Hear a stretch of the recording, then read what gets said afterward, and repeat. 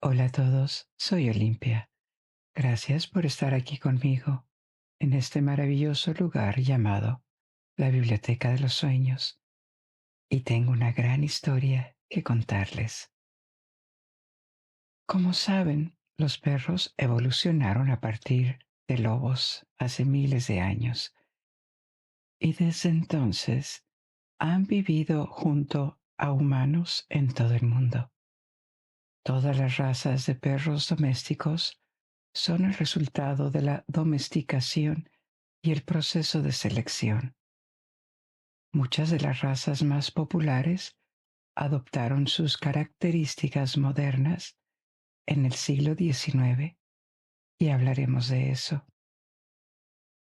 Veremos de dónde vienen los lobos y los perros, su historia evolutiva, cómo viven y se vinculan entre sí con los humanos y qué es la domesticación.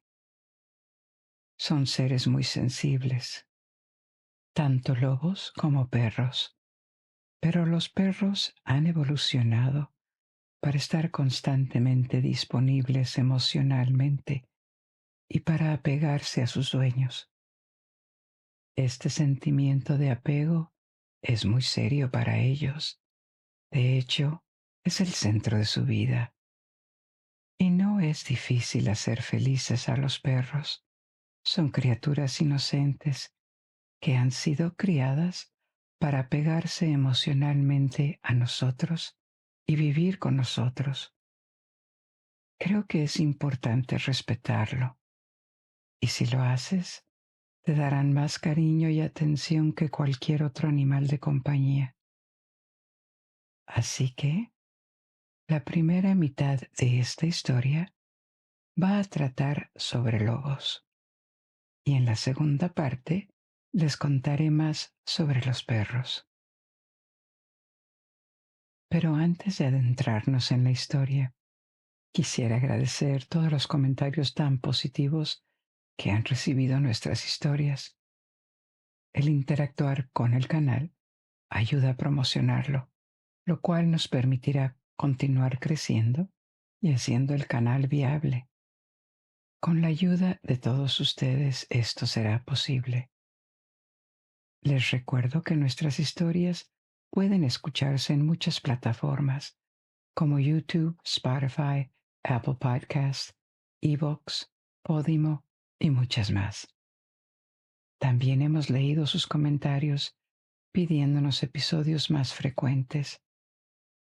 Por ahora no nos es posible hacerlos más seguidos porque también producimos un canal en inglés en donde cuento estas historias. Tal vez algunos de ustedes quisieran escucharlas y así tendrán historias más frecuentes, aunque serían en inglés. El canal se llama Lights Out Library y también está en todas las plataformas que antes mencioné. Mil gracias. Pero antes de empezar, tomemos un momento juntos para prepararnos para el camino que tenemos por delante. Si lo deseas, cierra tus ojos suavemente y deja que tus preocupaciones diarias se alejen. Busca una posición que te resulte natural y cómoda. Quizás haz pequeños ajustes hasta que estés perfectamente cómodo. Ahora inhala profundamente y nutritivamente. Y al exhalar, hazlo suavemente. Observa cómo responde tu cuerpo. Siente que el calor fluye desde tu cuello hasta los hombros, derritiendo cualquier tensión. Deja que tus músculos faciales se suavicen, tu mandíbula se relaje, tus dedos se abran de forma natural y tus piernas estén completamente relajadas. Mientras te acomodas en este estado de paz, mi voz será tu compañera mientras comenzamos nuestra exploración juntos. Y antes de hablar específicamente de lobos y perros, retrocedamos millones de años a lo que sabemos de sus antepasados. Se estima que hace unos 43 millones de años comenzaron a surgir dos nuevos grupos de especies entre mamíferos carnívoros, feliformes y caniformes. Los feliformes no son nuestro tema de esta noche, pero pronto tendremos una historia sobre ellos. Los feliformes son los antepasados de los gatos, grandes y pequeños. Evolucionaron hasta la actualidad en tigres, leones, leopardos y muchos más, incluidos los gatos domésticos. Han aparecido y extinguido muchas especies diferentes desde hace 43 millones de años hasta la actualidad. Y el otro grupo que surgió más o menos al mismo tiempo fueron los caniformes. Los caniformes son un grupo grande, una familia numerosa que incluye no solo lobos y perros, también muchos primos en esta rama del árbol evolutivo, como osos, focas, mapaches y zorros. La divergencia entre lobos y zorros ocurrió más recientemente, hace 12 millones de años. Dentro de los caniformes, apareció en Norteamérica un subgrupo de especies, un subgrupo dentro de una familia más amplia, también llamado género, los primeros caninos. Los primeros miembros de la familia canina eran conocidos como Leptosión, un nombre que significa perro delgado. Eran bastante pequeños. Pesaban solo entre 4 y 5 libras, aproximadamente 1,5 kilos a 2,5 kilos, y probablemente se parecían a los zorros modernos en apariencia, con mandíbulas relativamente débiles. No estaban diseñados para enfrentarse a presas grandes y probablemente se alimentaban de animales pequeños y rápidos, así como de fruta. Al igual que los zorros de hoy, probablemente eran omnívoros. Leptosión volvió a evolucionar y fue reemplazado hace 12 millones de años por dos géneros distintos, vulpes, también conocidos como zorros.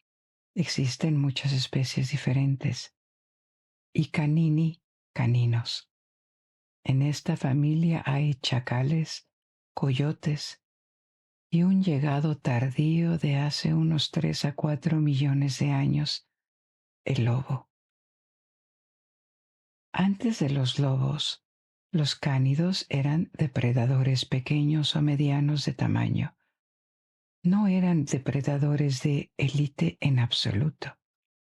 Este lugar estaba ocupado por grandes felinos, como los dientes de sable o los antepasados de osos. La aparición del lobo cambió todo esto.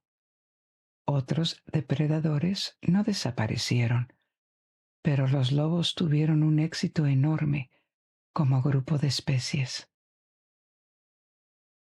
Había varias especies de ellos y hace aproximadamente 1,8 millones de años se multiplicaron y se extendieron por todo el mundo, desde África hasta el norte de China y Norteamérica.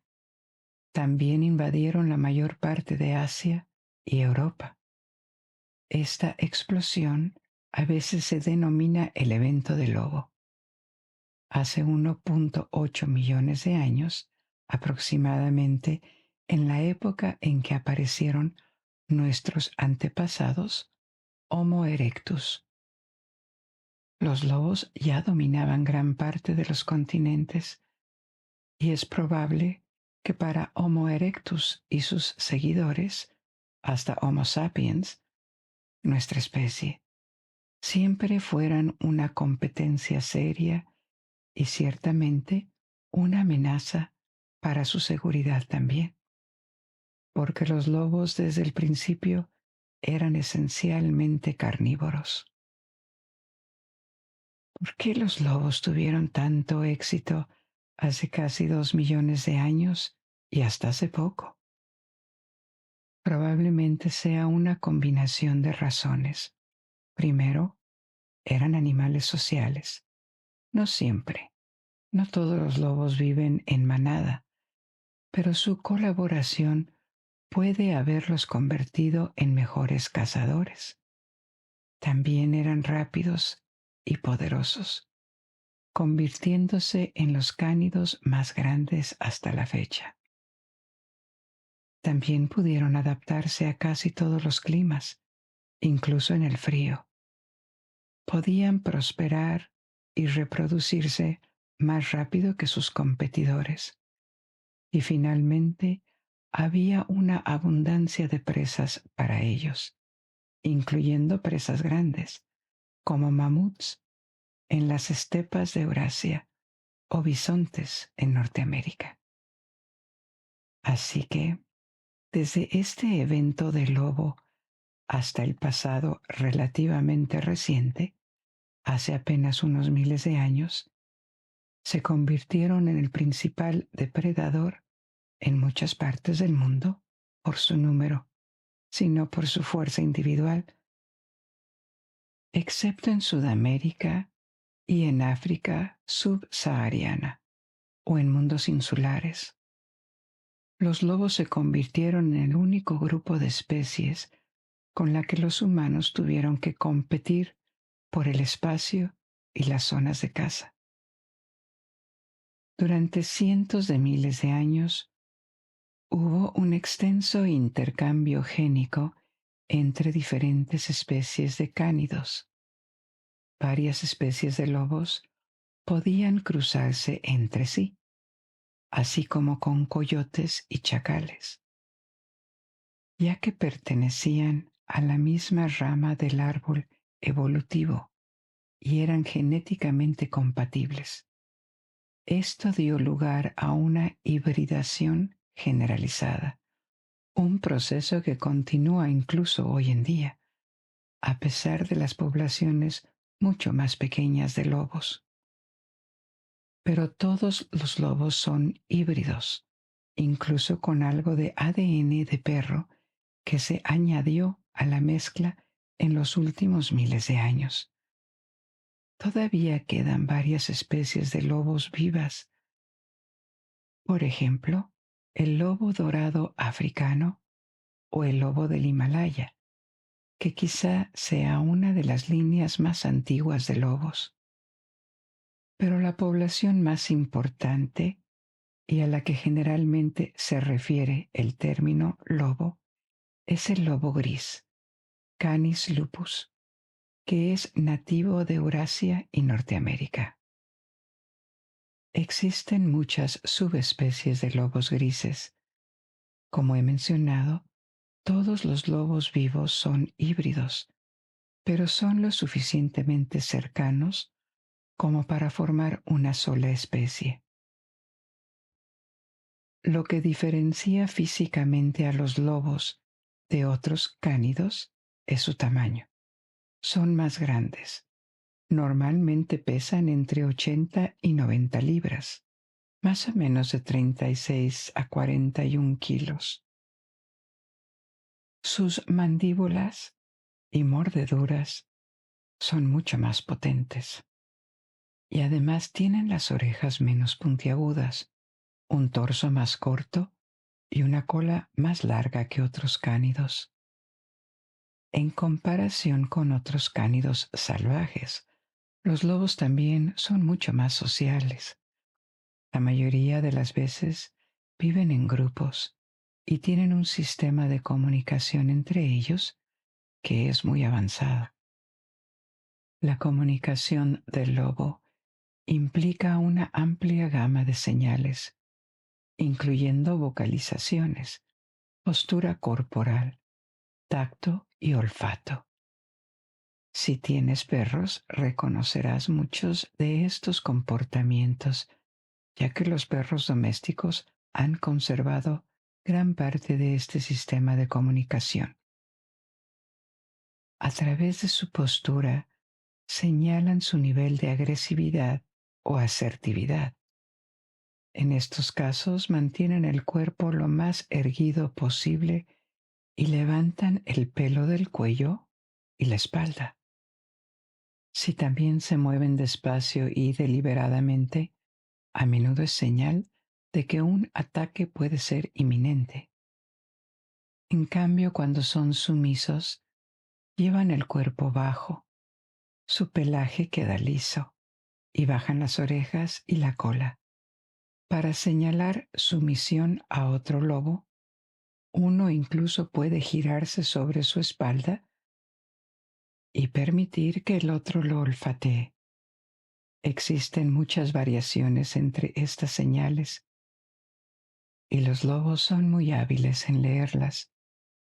También tienen comportamientos de saludo, como lamerse la cara y sus interacciones como peleas suaves con la mandíbula o frotar las mejillas. Pueden expresar amabilidad o reforzar la jerarquía social.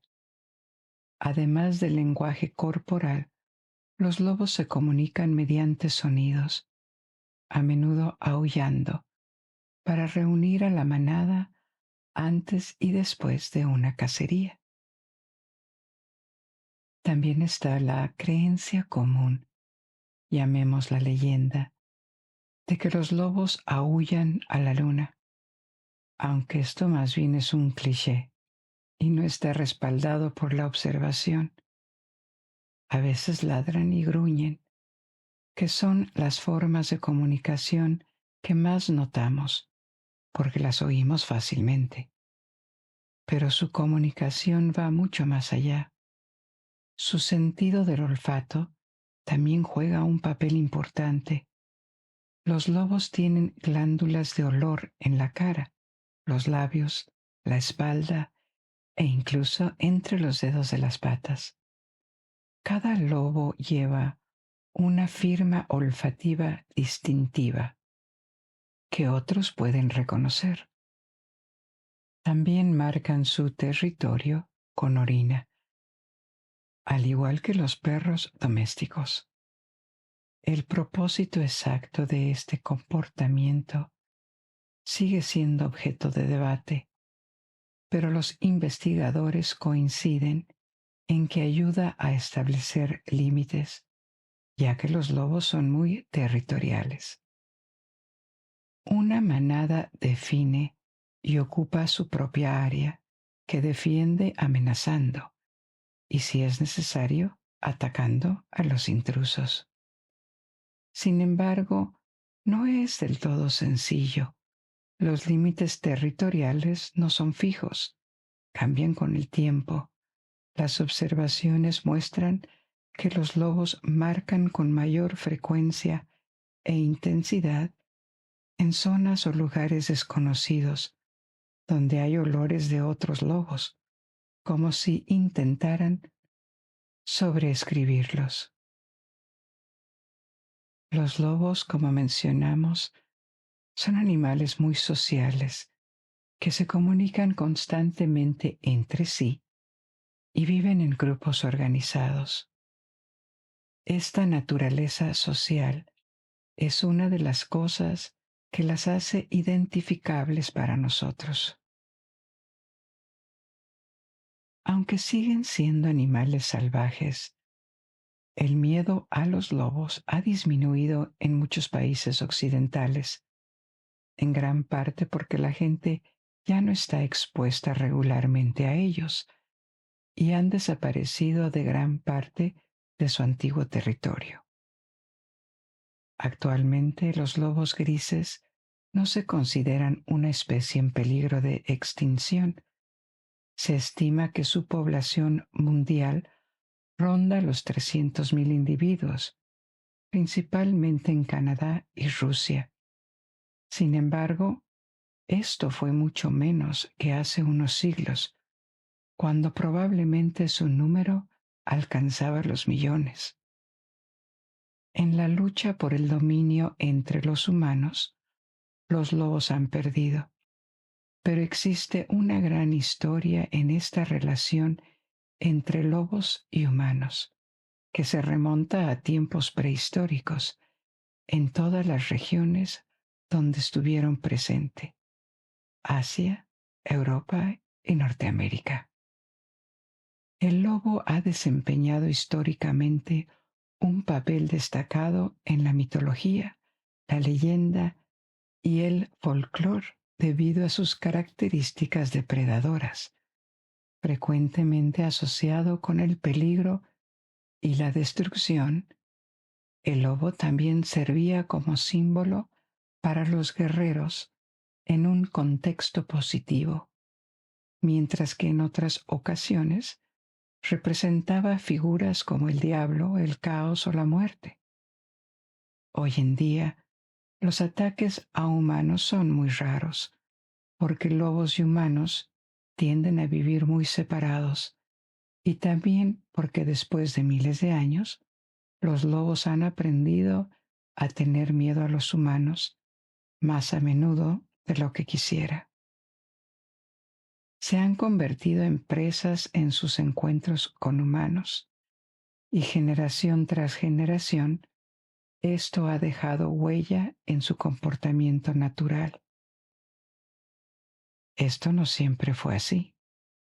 Por ejemplo, en Europa, durante la Edad Media, las poblaciones de lobos empezaron a disminuir, mientras que antes de eso eran mucho más comunes.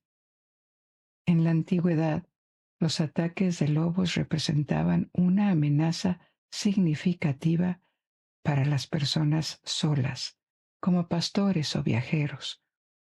Durante miles de años, la presencia de lobos fue la principal causa de la pérdida de ganado. Los animales domesticados como ovejas, cabras y bovinos no pueden defenderse de ellos. Así que los lobos nunca atacarían a todo un pueblo, pero aún así eran una amenaza real. Y es importante recordar esto para entender hasta qué punto se arraigó el miedo o incluso el odio hacia los lobos. Mucho antes de cuentos de hadas como Caperucita Roja, los lobos aparecían como villanos en fábulas y literatura. Esopo, por ejemplo, Esopo era un autor griego, es recordado principalmente por sus fábulas, y los lobos aparecen en varias de ellas, incluida la más famosa que quizás conozcas, El pastor y el lobo. La expresión "ahí viene el lobo" significa dar una falsa alarma. Proviene de esta conocida fábula. En la historia, un pastor se divierte engañando a los aldeanos, haciéndoles creer que un lobo está atacando a sus ovejas. Finalmente, cuando aparece un lobo real y pide ayuda, los aldeanos piensan que está mintiendo de nuevo y lo ignoran, lo que lleva al lobo a comerse a todas las ovejas.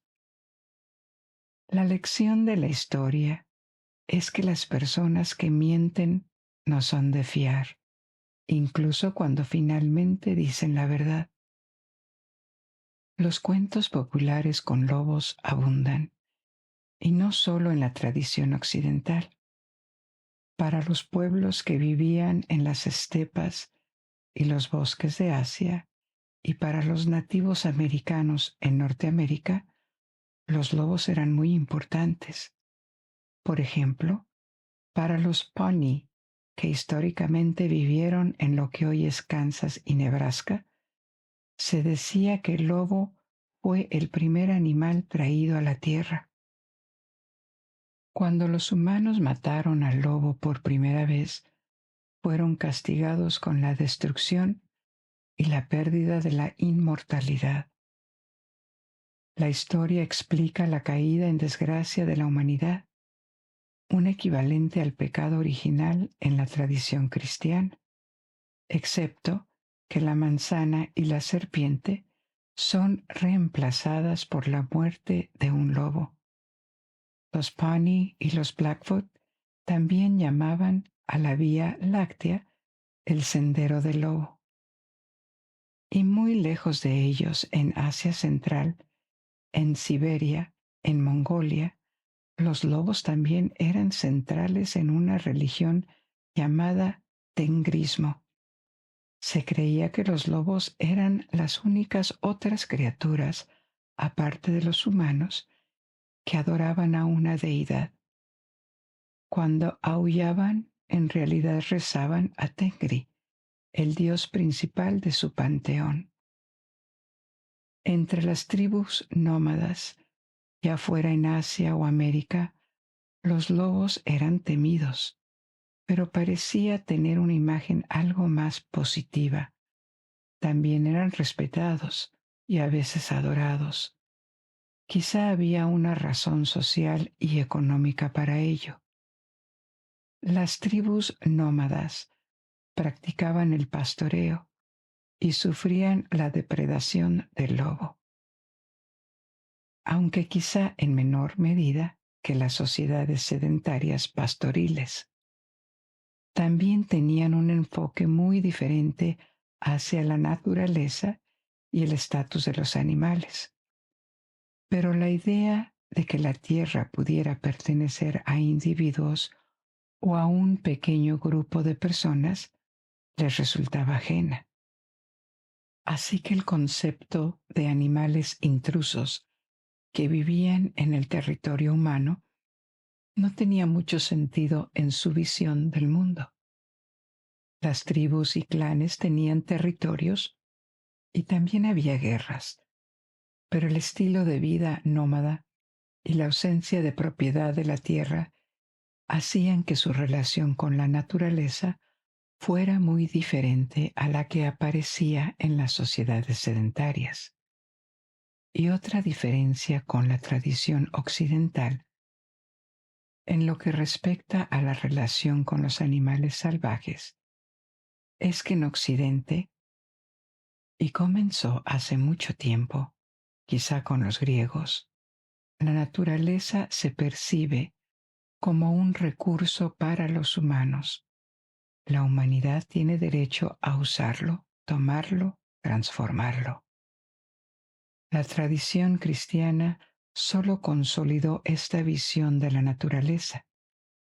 En el libro de Génesis está escrito que la naturaleza existe solo para sostener a la humanidad, que los humanos deben cultivarla y que los animales fueron creados para sus propios fines. La fuerza de esta afirmación se pierde un poco hoy en día porque hemos llegado a un punto en el que nos percibimos como un riesgo para la fauna en general. Sabemos que muchas especies silvestres están en peligro o ya han desaparecido debido a nuestra actividad humana. La expropiación de la tierra o su explotación como recursos. Hace 2000 años o solo 600 años en la Edad Media, las cosas eran muy diferentes. La supremacía del ser humano sobre la naturaleza no se percibía como un hecho como hoy. Había animales salvajes cerca de la mayoría de las comunidades y asentamientos humanos, y la vida parecía una lucha diaria contra la naturaleza. Así que la afirmación de que la naturaleza es para que los seres humanos la tomen y dominen era a la vez reconfortante y atractiva. Simplemente no podía entenderse como una amenaza para la naturaleza. Desde tiempos prehistóricos hasta la Edad Media, los lobos eran la encarnación de la fauna peligrosa en la época en la mayor parte de Europa y en gran parte de Oriente Medio, donde se formaron grandes tradiciones y cosmovisiones monoteístas. Así que en ninguno de ellos, ya fuera judaísmo, cristianismo o islam, los lobos tenían buena reputación. Por ejemplo, en el cristianismo se mencionan más de 10 veces en la Biblia y siempre como metáforas del peligro o la destructividad. El lobo es enemigo de los rebaños y por extensión una metáfora del mal que acecha y amenaza a los inocentes. Gran parte del simbolismo en el Antiguo y Nuevo Testamento gira en torno a los rebaños, el buen pastor, la agricultura y la pesca. Esto es lógico, porque en ese momento la cultura dominante en la región era pastora y agraria. Pero, por supuesto, los lobos no salieron de esto con una buena imagen, y hay conceptos en el Nuevo Testamento como el lobo con piel de cordero, para advertir contra falsos profetas, que obviamente son una metáfora. No trata sobre un lobo real, pero contribuyó a darle mala fama a los lobos en la cultura occidental.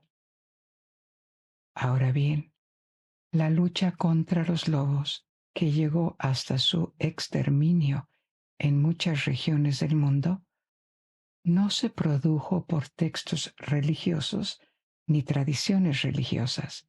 Como en Europa, también se cazaban lobos en China y en India. Ocurrió porque eran una amenaza y un obstáculo para las sociedades humanas. Pero es importante entender hasta qué punto la imagen de los lobos se volvió negativa. Durante mucho tiempo, en las sociedades occidentales, los lobos también fueron vistos como casi diabólicos.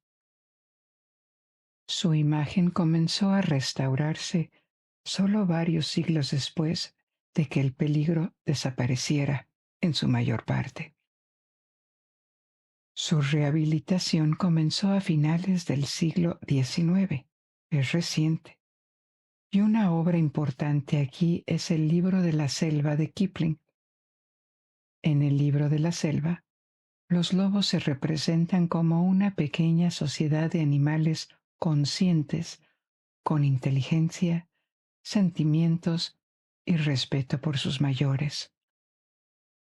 En el siglo XX hubo una inversión total de la percepción, con libros y películas posteriores que presentan a los lobos como cooperativos y nobles. La más exitosa probablemente sea Los lobos no lloran, que no es muy apreciada por expertos o especialistas porque se supone que es una autobiografía, pero en gran parte es ficticia y está llena de inexactitudes e idealizaciones reales. Pero aún así, en las últimas décadas ha habido un aumento de la simpatía por los lobos, acompañado de la creciente preocupación por la preservación de la fauna. Y quizás otra cosa que les ayudó a ser identificables fue nuestra conexión con sus hermanos, los perros. Así que hablemos de los perros. Hablaremos un poco de algunas razas concretas, como el malamute de Alaska, por ejemplo. Los malamute están entre los perros que más se parecen a los lobos. A veces se usan en películas para interpretar este papel. Sin embargo, hay diferencias en la apariencia. El pecho de los lobos es más estrecho, un poco como el de los pastores alemanes, mientras que el del malamut es más redondeado y ancho. También tienen patas más gruesas que los lobos y sus ojos son marrones u oscuros, a diferencia de los ojos amarillos o dorados en el caso de los lobos. También llevan la cola más alta sobre la espalda. Un lobo la llevaría más baja. Y la mayor diferencia, obviamente, está en la personalidad. Un lobo siempre desconfiará de los humanos, siempre será hiperactivo y muy difícil de entrenar. Es posible que los humanos se hagan amigos de un lobo o de una manada de lobos con mucha paciencia y comprensión, pero es difícil. Y siempre habrá un componente impredecible y salvaje en la personalidad de los lobos. En cambio, el perro malamute es naturalmente amigable con los humanos. Son fáciles de adiestrar, muy tranquilos y relajados cuando no pasa nada. Y sin embargo, aparte de su apariencia, los malamutes también conservan mucho de lobo. Hablamos antes sobre la comunicación entre los lobos. La comunicación con perros sigue las mismas líneas, los mismos estímulos y respuestas. También son animales sociales que pueden vivir solos, pero tienden a reagruparse en manadas, dentro de las cuales establecen una jerarquía, igual que los lobos. ¿Cómo pueden ser tan similares en algunos aspectos y sin embargo tan diferentes? La respuesta es por la domesticación. Desde un punto de vista genético, lobos y perros son casi idénticos. Y de hecho, con una muestra estándar de ADN es posible saber que proviene de un animal del género Canis, pero es muy difícil saber si es de un lobo, un pastor alemán o un caniche. Sus genes son extremadamente similares y solo se han identificado modificaciones muy pequeñas. Ahora bien, no es raro tener un genoma muy similar dentro de la misma especie. Por ejemplo, si tomas muestras de ADN de dos seres humanos, sea cual sea su raza, edad o lugar de origen, más del 99% es idéntico. Y tiene sentido, porque los genes contienen mucha información común a los animales en general, como la estructura de las células, su especialización, su reproducción, o común en una especie en particular, la arquitectura del cuerpo con sus órganos y cómo trabajan juntos, incluyendo el cerebro y el sistema nervioso, que determinarán su potencial cognitivo y algunos rasgos de comportamiento. Y sin embargo, tenemos estas pequeñas diferencias en sus genes. Los seres humanos pueden parecer muy diferentes entre sí. Los perros vienen de los lobos, pero no exactamente de los lobos que viven hoy en día. Vimos antes que muchas especies diferentes de lobos caminaron por la tierra durante cientos de miles de años. Durante miles de años, perros y lobos continuaron cruzándose, lo que mantuvo sus genes estrechamente relacionados. Tanto los perros modernos como los lobos comparten un ancestro común que vivió hace más de 15.000 años, alrededor de la época en que los perros fueron domesticados por primera vez. Sin embargo, este antepasado común ya no existe hoy en día. La domesticación de perros comenzó en tiempos prehistóricos. No sabemos exactamente cuándo, al menos hace 14.000 años, porque se descubrieron y fecharon los restos de un perro enterrado junto a humanos. pero podría ser antes, posiblemente miles de años. Tampoco sabemos dónde empezó, pero se cree que las regiones más probables son Asia Oriental, Asia Central o Europa. Esto significa que la domesticación de los perros comenzó antes de la agricultura o antes de la domesticación de cualquier otra especie. En realidad, no sabemos cuándo empezó. Es posible imaginar que los lobos salvajes fueron capturados y alimentados por humanos, formando una compañía con ellos, pero no tenemos pruebas de ello.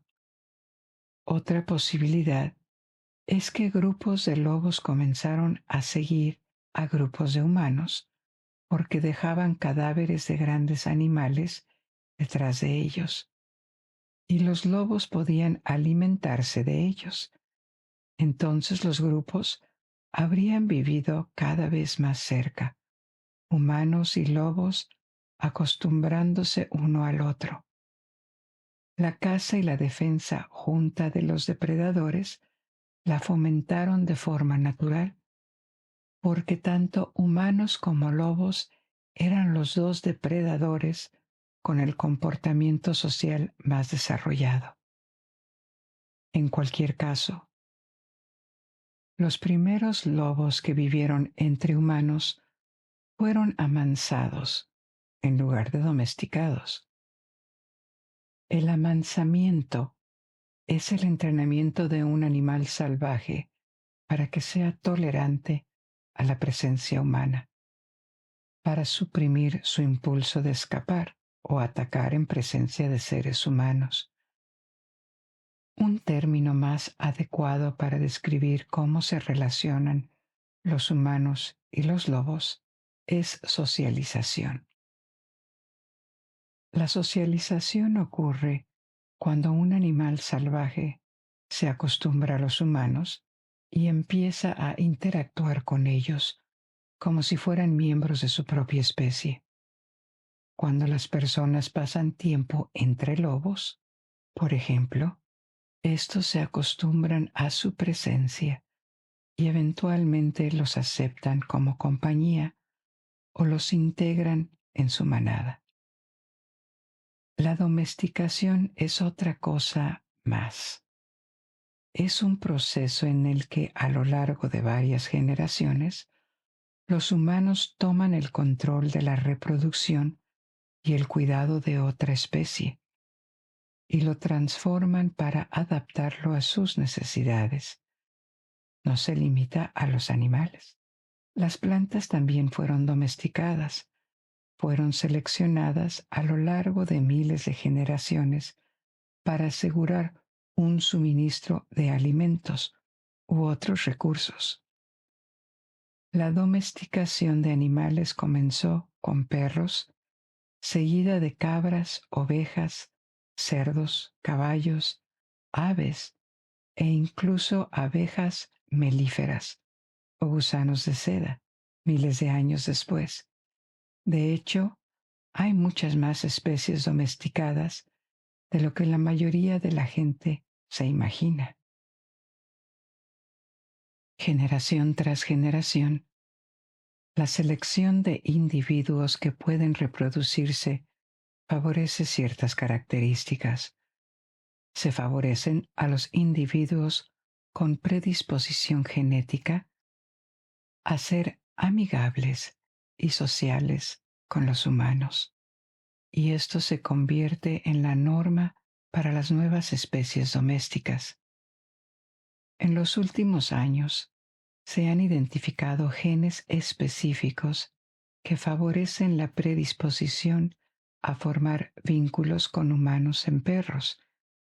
Estas variaciones también pueden ocurrir en un lobo, pero esto es excepcional.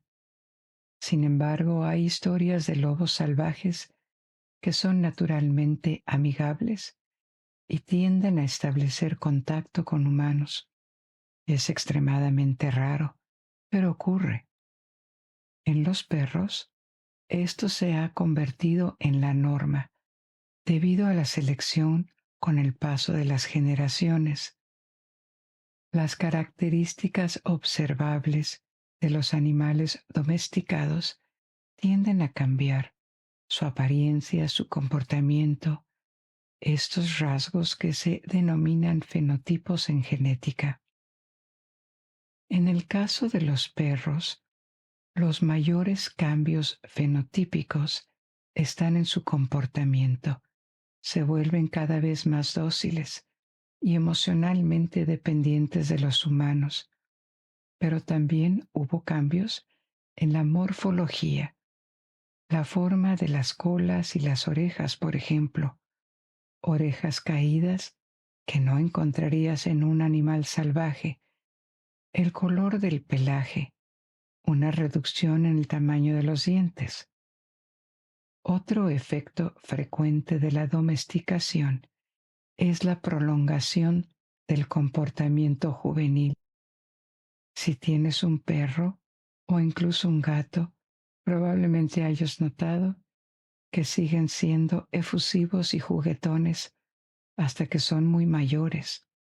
Este comportamiento también existe entre los jóvenes en animales salvajes, pero tiende a desaparecer y se vuelven más maduros cuando son adultos.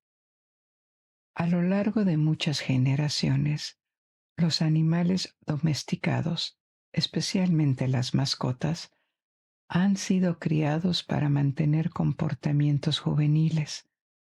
Aunque no todos los perros muestran esta característica, la mayoría lo hace. Aquí es donde su experiencia de vida también influye en la formación de su carácter, su personalidad. Existe un antiguo debate sobre lo que es innato y lo que se adquiere en la formación de la personalidad de un individuo.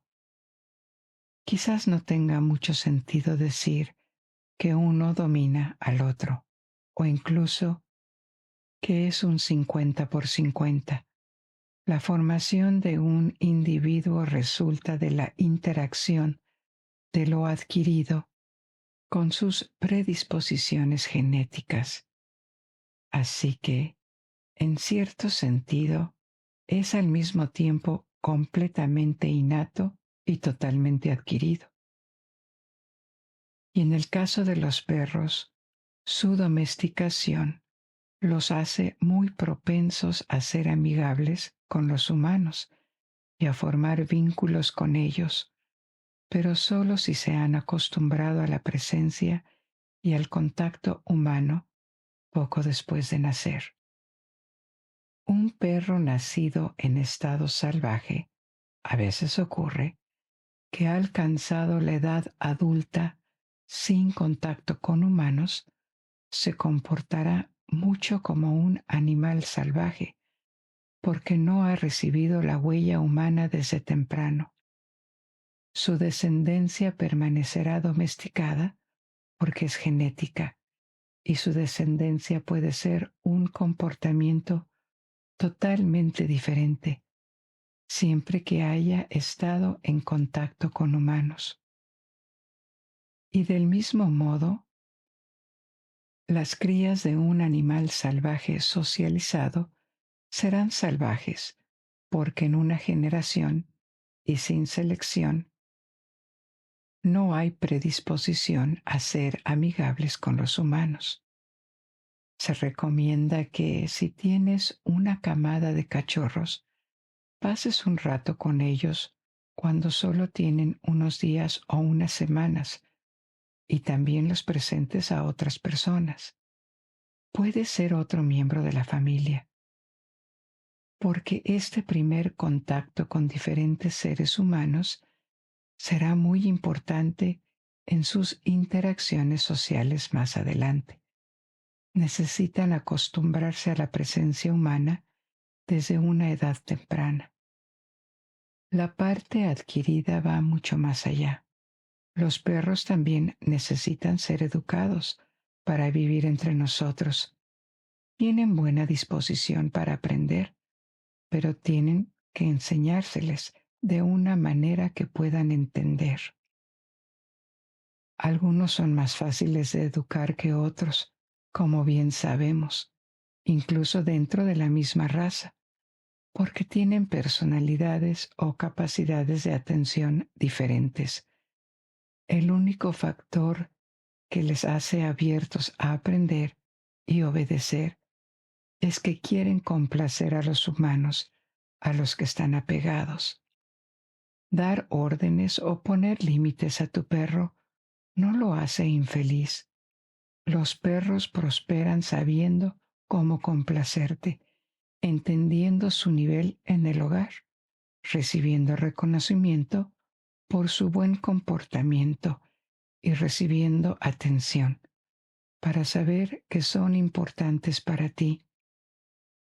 Creo que la comprensión de que los perros tienen sentimientos profundos y responden al afecto suele estar bien entendida entre los dueños, pero es un error llegar a tratarlos como humanos, porque no lo son. Ignoran sentimientos como la vergüenza o la culpa. Lo único que les hace arrepentirse de haber hecho algo es el miedo a que los descubran y a que te desagraden. Pero no pueden sentirse mal por razones morales, por un error que cometieron, ni siquiera recordarlo durante mucho tiempo. No pueden guardar rencor, no pueden ocultar sus intenciones. Por eso no se recomienda castigar a un perro si no lo descubres en el acto, porque no pueden entender el castigo por algo que hizo una hora antes. Por ejemplo, cuando tu perro destruye algo en tu casa y luego lo descubres y le muestras lo que ha destruido preguntando, ¿qué es esto? ¿O por qué hiciste esto? Aparentemente puede actuar con culpa y mirar hacia abajo o tumbarse boca arriba, pero no es porque entiende que hizo algo malo, es porque los perros perciben que estás disgustado o enfadado solo por tu actitud, pero no saben por qué, y adoptarán una postura sumisa como respuesta. Así que la constancia, la paciencia y entender cómo piensan son las mejores herramientas para educarles bien. Y una vez más, un perro no se siente mal por estar en una posición sumisa. Simplemente están satisfechos y más en paz cuando saben cuál es su lugar. Ahora bien, la jerarquía en una manada de animales sociales nunca se fija de una vez por todas. Cambia con el tiempo y depende de su carácter. Los perros lo prueban de vez en cuando entre ellos o contigo. Si tienes más de un perro, normalmente habrá uno dominante. Será el primero recibido o incluso el primero en recibir una golosina o alimentarlo. Incluso pueden poner al otro perro o perros en su lugar si cruzan una línea. Normalmente no es una exhibición muy agresiva, solo un pequeño gruñido para imponer su lugar. Y los otros perros suelen cumplir. A veces uno puede incluso parecer que está siendo acosado y puede que sientas que tienes que intervenir. Pero normalmente es mejor dejar que resuelvan sus asuntos a menos que sea realmente agresivo. Normalmente, si no les dejas descubrirlo, la agresividad puede ser peor a largo plazo. La mayoría de las veces, estas demostraciones de rango duran poco y todos estarán jugando o acurrucándose tras unos minutos. Por eso, pasar tiempo con tus perros es importante. Cuando están contigo por defecto son felices. Jugar con ellos o salir a pasear es muy bueno, pero simplemente dejarles estar en tu presencia también está bien. Cuando trabajo en mis historias, Normalmente tengo a Penny, una cavapú adorable, tumbada debajo de mi escritorio y eso le encanta. Mientras que a algunos perros les gusta que los bañen y los arreglen, otros pueden mostrarse no tan entusiastas. Muchas razas tienden a no gustarles la hora del baño, aunque un cepillado suave puede ser agradable para ciertos perros. Cuando los perros se sienten físicamente cómodos, mejora su estado de ánimo y energía. Te apreciarán aún más si llegan a conectar estos sentimientos positivos con tu cuidado. ¿Por qué a algunos perros no les gustan que los bañen? Parece que es porque la experiencia puede resultar extraña, incómoda o abrumadora para los sentidos. El sonido y la presión del agua corriendo, la superficie resbaladiza de la bañera y el ser manipulado o sujeto puede generar estrés, especialmente en perros que prefieren la rutina y el control sobre su entorno. Además, bañarse elimina su aroma natural y lo sustituye por olores desconocidos, lo que puede resultar inquietante, ya que los perros dependen mucho del olor para su comodidad e identidad. Si un perro ha tenido una experiencia negativa en el pasado, como que le entre agua en los oídos o que le pongan jabón en los ojos, también puede asociar la hora del baño con la incomodidad e intentar evitarla. También podemos hablar sobre diferentes razas de perros y de dónde vienen. Es un tema muy interesante. La diversidad de rasgos y habilidades, de fenotipos, como ya hemos visto antes, es enorme entre los perros, más que en cualquier otra especie de mamífero. Algunas razas demuestran habilidades particulares. Puede estar en el pastoreo, en la detección de olores, en la guardia, en la recuperación. Entonces, ¿cómo apareció esto y por qué tantas razas diferentes de perros divergían tanto en apariencia? Originalmente los perros se parecían mucho a los lobos. A lo largo de miles de años, la domesticación fue alterando gradualmente tanto su aspecto como su comportamiento.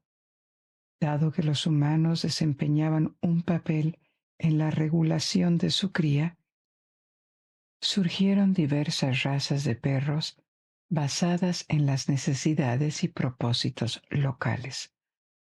Sabemos que hace entre 3.000 y 4.000 años existían perros tipo galgo, porque se representaban en cerámica y pinturas de la India y Egipto para protección y caza. Los perros tipo mastín también se criaron desde la antigüedad. Otro tipo importante de perro antiguo es el Spitz. El tipo Spitz proviene de regiones árticas, Siberia, Alaska, el norte de Canadá, y fueron criados para ayudar a los humanos de tres maneras: cazando, pastoreando y tirando de trineos. Huskies, malamutes, samoyedo, perros esquimales canadienses, los Akita del norte de Japón, Chow Chow chino y Lapón suecos, todos son Spitz. Durante miles de años hubo selección, pero se prestó muy poca atención a la estandarización de razas con características bien definidas. Para ser considerado perteneciente a una raza concreta, un perro debe tener ciertas características, pero también ser capaz de transmitir esas mismas características a su descendencia. Por lo tanto, la estabilización de las características de una raza puede requerir varias generaciones de reproducción cuidadosamente controlada. Tampoco todos los tipos antiguos de perros eran poderosos ni rápidos. Por ejemplo, un tipo antiguo es el Chihuahua. Proviene de México y en tiempos precolombinos los antepasados de los chihuahuas modernos ya eran muy pequeños. Los perros se criaban como mascotas y posiblemente como comida. También servían como almohadillas eléctricas vivas para personas enfermas o heridas, así que ya existían tipos de perros muy diferentes hace 200 años. Pero un gran movimiento para definir, estandarizar y crear nuevas razas comenzó en el siglo XIX. Ocurrió aproximadamente al mismo tiempo en varios países, pero Gran Bretaña lideraba ese movimiento. Muchas de las razas de perros populares actuales, incluyendo labradores, beagles, corgis, entre otros, se establecieron en el Reino Unido. Estas razas suelen originarse en tipos de perros domésticos más antiguos o animales importados. Por ejemplo, los antepasados de los labradores fueron traídos al Reino Unido desde Terranova, desde Canadá, y probablemente la mayoría de los perros que hoy en día se mantienen como mascotas descienden de grupos relativamente pequeños de perros reunidos en el siglo XIX. Para definir estas nuevas razas, se crearon clubes caninos para vigilar los estándares de cada raza. Hoy en día, prácticamente todas las razas más populares en Europa y América se originaron en este proceso de selección en el siglo XIX. Por ejemplo, en Estados Unidos, según el American Kennel Club, la raza más popular era el labrador, pero en el 2026 la raza más popular ha pasado al bulldog francés. Son una raza pequeña creada en Francia en el siglo XIX, cruzando bulldogs de Inglaterra con perros parisinos pequeños especializados en la caza de ratas. En España, la raza más popular es el setter inglés, seguida por el poodle, el teckel, perro salchicha, y también ocupan lugares preferidos el pastor alemán y el labrador retriever. El perro chihuahua es muy popular en México y Centroamérica, y también el schnauzer y el poodle ocupan lugares altos en popularidad junto con el golden y el labrador. En Argentina, los puros son muy populares, pero también el pastor alemán. Y en la última década, el bulldog francés y el perro salchicha se han vuelto muy populares. Digno de admirarse tanto en Chile como en Argentina, las preferencias caninas combinan una fortísima cultura de adopción con tendencias muy claras, reguladas y registradas por el Kennel Club de ambos países. Particularmente en Chile, el quiltro, palabra de origen mapuche utilizada para referirse a los perros mestizos, es un verdadero símbolo nacional, protegido por campañas de tenencia responsable y sumamente querido en los hogares de todas las regiones. Pero en cuanto a raza, el terrier chileno es considerado el orgullo nacional. Bueno, podríamos pasar horas explorando todas las razas favoritas del mundo, pero creo que he mencionado ya bastantes. Si aún no lo has hecho, puedes mirar los orígenes de la raza de tu perro o de las razas si son mestizas. Cada raza, grande o pequeña, tiene su propia historia única y las personas dedicadas detrás de ellas. También es útil estar al tanto de los problemas típicos que pueden enfrentar cada raza para estar preparado para ello. Hemos llegado al final de nuestro pequeño viaje esta noche. Espero que hayas disfrutado de esta aventura y te invito a descubrir y aprender más. Ahora puedes soltarte y dejarte dormir, o si aún no tienes sueño, puedes elegir otra historia de mi biblioteca que no deja de crecer. Y hasta que nos volvamos a encontrar, buenas noches, que duermas bien.